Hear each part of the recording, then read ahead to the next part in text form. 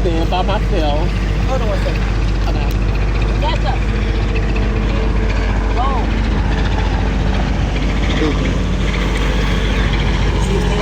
I used to stand with his father. I would stand by myself. And my thing was that not only your mother, your grandmother, your aunties, or whatever, they always told you a way to a man's heart is through his son. Exactly. So immediately I started cooking him dinner.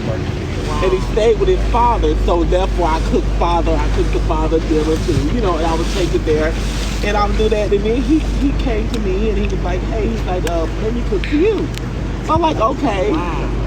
So he cooked for me as well too, you know, a time or two. And most of the time you prefer doing the cooking, so I did. But he cooked for me. And I was like, oh my God, I was like, you just cooked a little bit. So I was like, oh my God, like I didn't have a man. So he didn't mind catering to you? Yeah, as well. And so I was like, this, I wouldn't mind cooking. Yeah. You didn't mind cooking, you say? Yeah, that was it. Besides working, I was good at cooking. But it's just the beauty of it. But he always maintained employment because me and him was together. Somewhere. Always. I just started. You said somewhere. Yeah. Before I met you, my life was fucked. But the thing about it is, by the time I moved back to the small town and came across you, you know what I'm saying, it was kind of decent. Kind of smooth sailing. Right. You know So where are you from originally? I'm from Birmingham, but I was raised in Silicaca. You was raised where? In Silicaca. It's a small town. Where you from? I'm from St. Louis, Missouri. I was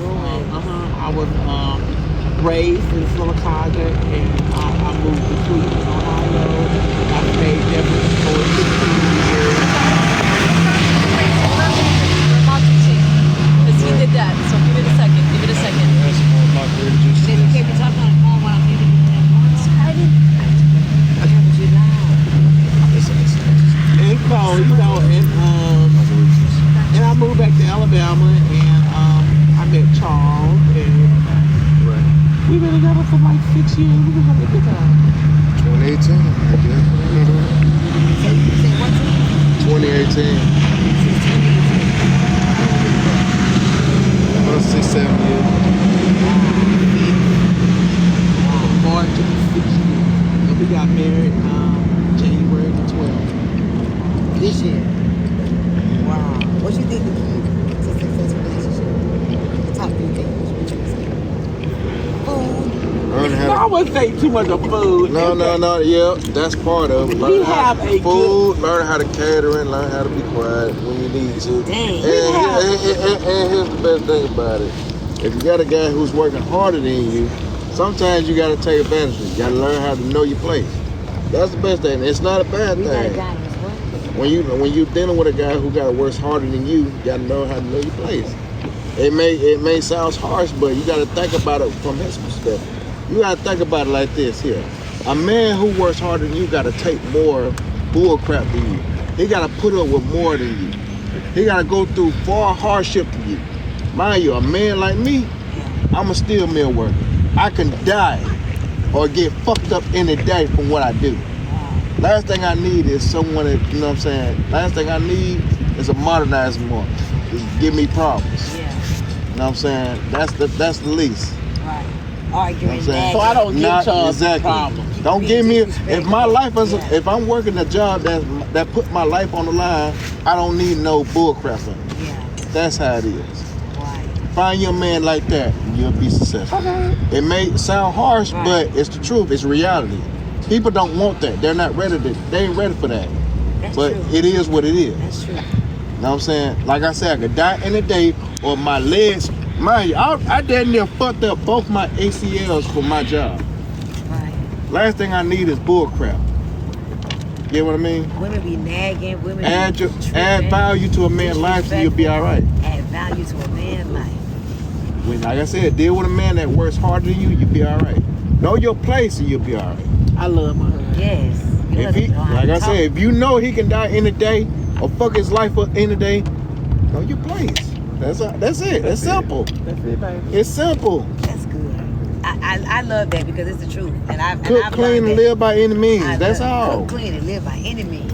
No. That's what he said. That's what he said. That's what he said. He be dropping bars. I like what he said. He be dropping bars all week. I love it. Less nagging, more you know. But either way, yeah. Give me some, Charles. Listen, That's all I'm saying. All week, I promise y'all. Well, I understand what you're saying, and it's true. And I finally have that kind of relationship with someone that treats me back. How Really?